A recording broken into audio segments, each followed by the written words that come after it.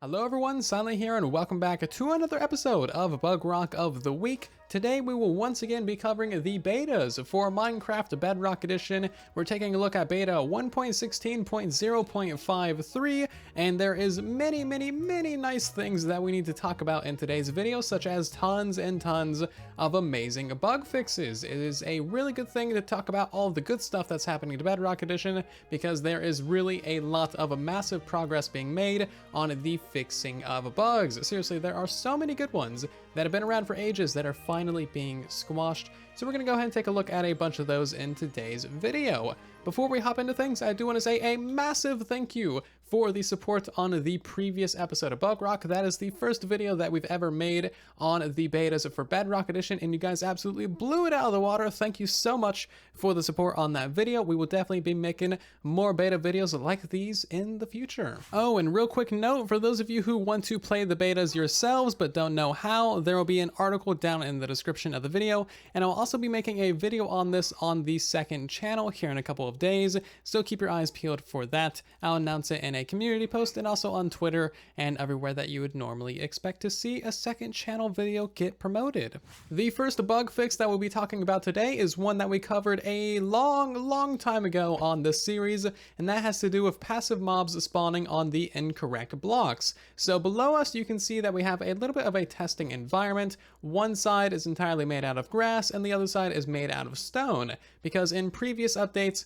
pretty much any kind of passive mob could spawn on stone and any other random full block. This mostly affected polar bears, rabbits, turtles, and llamas, so of course we're not in a biome where we can see those guys spawn. However, I haven't seen any guys spawn on the stone, and in theory this should be completely fixed. I've been standing here for quite a long time and I've only seen these guys spawn on these blocks. It looks like this is actually a successful fix. I set up another testing environment over a savanna hills, and a desert biome, so in theory we should get a whole bunch of rabbits and llamas, which we do, and I've only been seeing these guys spawn on the grass. So it is official, these guys are no longer spawning on the incorrect blocks, which is very nice, and this is just like another really good thing happening to mob spawning and despawning on the Bedrock Edition. Another bug which we can test pretty easily is the fire being completely invisible on top half slabs. If you weren't aware, this is a thing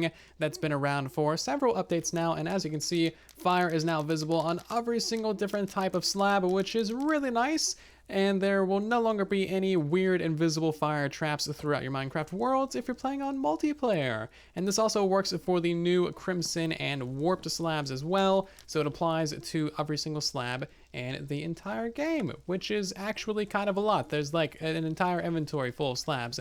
I wasn't aware that we had so much variety. Another really nice bug fix that is going to help out absolutely everyone who plays this game is that you can now place any kind of pumpkin mid-air. It no longer requires a block underneath it. This was added to Java Edition ages and ages ago, and it's finally been added to Bedrock Edition. This is going to be so nice for builders, especially since, you know, fence gates are pretty amazing for building. It's also going to be really nice for technical players as well for various different reasons. You know, lighting in general will be easier to place, and also we can summon golems at any orientation extremely easily now, so that is kind of cool and could be mildly useful for a ton of different things. So there you go, really nice bug fix that I've been hoping for a long time, and enjoy this one because it is so nice. Well, I found a beta bug. I have a netherite sword, but I can't do anything with it.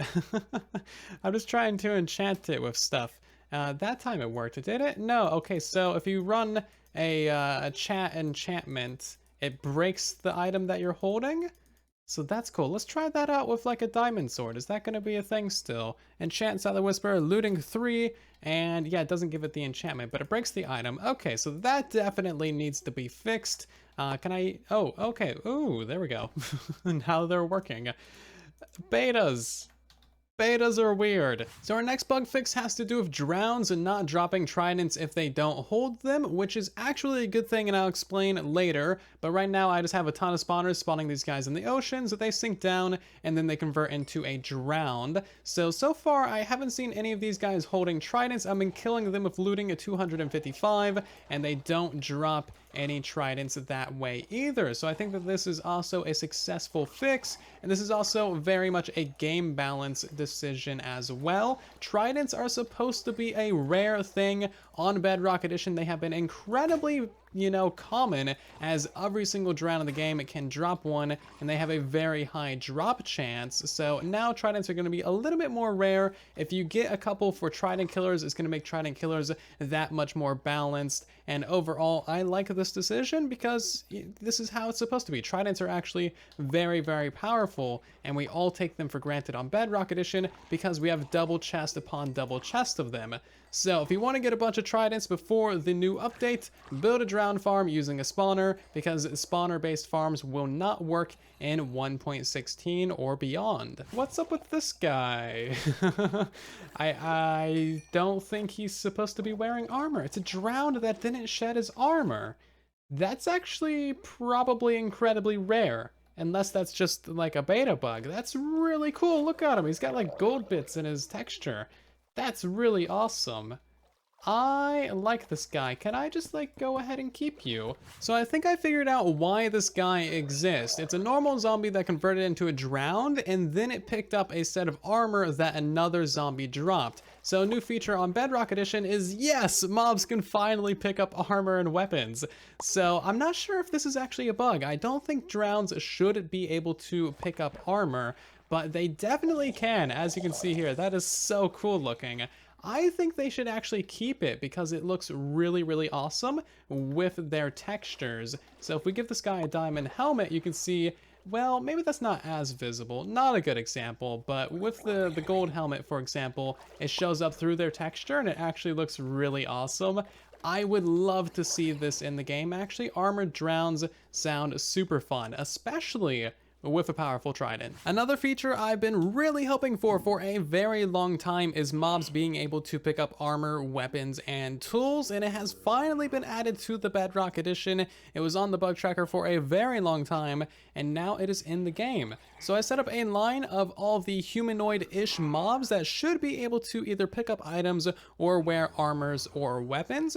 So I have one row of dispensers behind them with netherite armor, one row of dispensers in front of them with swords, and we'll see which of these guys can actually pick up items. So it does appear that they implemented this change correctly, and that not every single mob in your world will be able to pick up armors, weapons, tools, or items. So I think it's about a 5% chance, or at least that's what it should be, that a mob can pick up items. As you can see, this guy here can hold diamonds, and he can also put on armor, etc. This guy over here cannot pick up items, even though he is still a drowned. So you're not going to see every single mob in your world pick up items. It's only going to be like every now and again. I'm not sure why that guy's not putting on pants, but like, that's kind of rude. Come on, think of the children.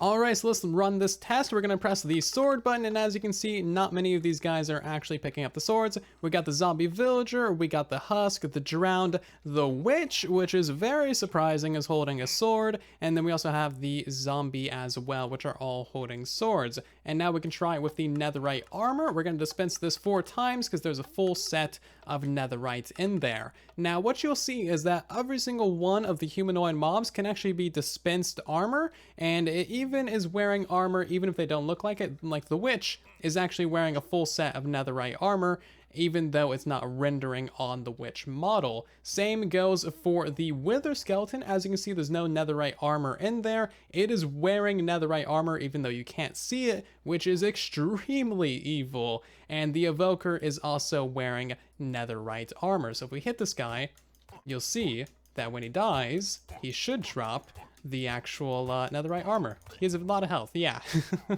Netherite armor dropped. We'll kill this guy as well, and it's very dangerous, but I love it. I'm pretty sure this is a bug. Most of these guys should not be wearing armor, even from a dispenser, but if this is kept around, it could be a very interesting thing for map makers and minigame creators alike. So if this guy will die, we'll see him drop netherite armor as well. Die! Thank you.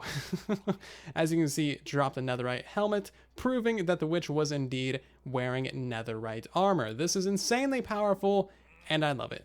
Ghasts will no longer spawn on peaceful mode, and they will also despawn when you go into peaceful mode as well. So if we go ahead and switch it to hard, for example, you'll see that we get ourselves a whole bunch of ghasts, and it sounds beautiful.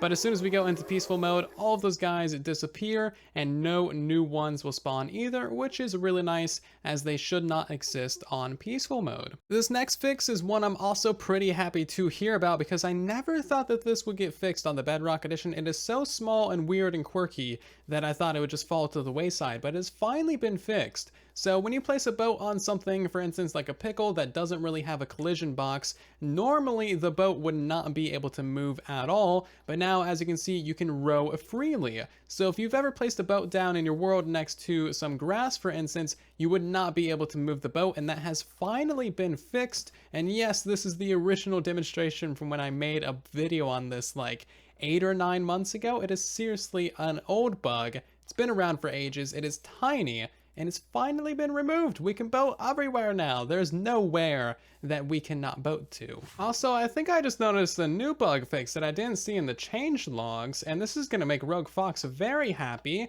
You know, the barrels will now conduct redstone power when they have been reloaded. So let's go ahead and log out of the world real quick. We'll log back in, and those barrels should still be conducting power.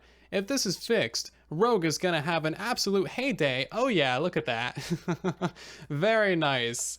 Oh, I cannot wait to see what Rogue makes with all these. It's gonna be so fun. Barrels are actually quite the unique redstone component when you think about it. So there you go, Rogue. Have fun with it. It's going to be beautiful. And next up, we have a bug having to do with kelp and kelp farms. And this is actually a rather complicated bug with a long-winded explanation on the bug tracker, but you can see the bug report on screen right now for your convenience. And to boil this down as best as I can, basically, whenever you break a kelp plant, the top of the kelp is going to get a new age. So whenever you have a kelp farm, for example, the kelp is getting broken all the time, and the kelp can break in such a way that it never grows, so that it gets too high of an age, it thinks it's as tall as it can be, and it never grows, so it never gets harvested, and that destroys the rates of your farm. So as you can see, right now we have random tick speed of 3,000. If we go ahead and disable this thing, you'll see that as soon as we update the top block,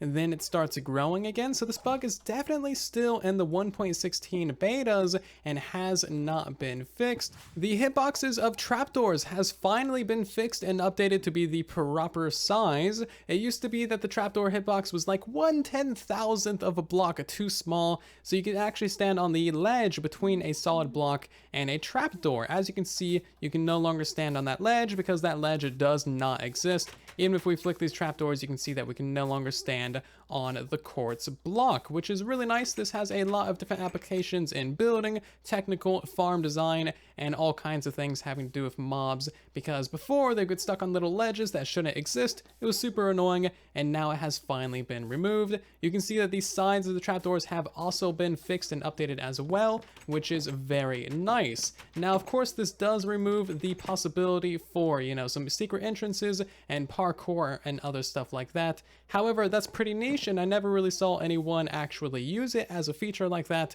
Overall, there's far more pros to this being removed than there are cons, and I approve. Ba-bam, it is silently approved. And the final bug fix that we're going to be talking about today is a little bit smaller and very, very niche. However, I find it interesting because it does relate to the cursed objects that we got in on Truly Bedrock. So normally, if you would go ahead and flower log some snow and then move the block from underneath that flower, it would destroy the flower. But of course, nowadays it pops off into an item, and that is the bug fix, that the item will pop off. So you can see that in this demonstration as well. The flower pops off. We're not getting any snowballs, but I feel like that is perfectly fine because there are too many snowballs in this game.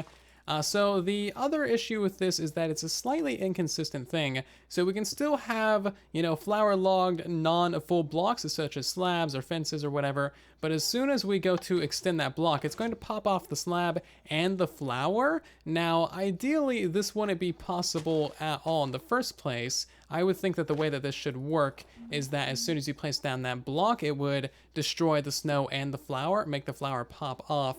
but that is not quite what's happening here. And there's also the inconsistency of placing a full block, just straight up deleting the flower as well. So there's a few small things to be worked out with this still, but I guess if progress is being made, you won't have the flower be deleted, which is a very small, very small fix. I also just kind of realized that we can do something really fun with this. So we can actually go ahead and place down a chest on that and have that be flower logged. And then if we go ahead and extend the block underneath the chest, we can do something really fun like that. It's extremely stupid, but it's technically a thing that you can do in this game, and you might be able to really confuse some of your friends using that. It is just so stupid because you cannot tell that the chest is flower logged, and there's no reason that this should happen in the first place. Okay, one more experiment. I'm genuinely curious to see what will happen with the ender chest. Do you think it's gonna break off into obsidian or an item? And also we're gonna throw a beacon on there as well, just to see what's gonna happen. Okay, so it breaks off into obsidian, but it looks like it only gives you 1 obsidian per thing. Yeah, it does. Strange. Okay, and then there's nothing happening to the beacon. Very strange indeed. I hope you enjoyed this episode on all the most important bug fixes in the 1.16 updates for Bedrock Edition. I'll also likely be doing more videos like this in the future as they release more betas for 1.16 and beyond, and I'll likely also do an episode on all the most important big bugs that need to be fixed before they roll it out to a full release and properly release the Nether update. So stay tuned for all of those videos and episodes. And otherwise, I hope that you have enjoyed this video. If you did, leave a like as it helps out the video and the channel significantly. Subscribe if you're new here and you want to see more episodes like this in the future. And otherwise, I'll see you guys down in the comment section and in the next one. Thanks again for watching. And then there was silence.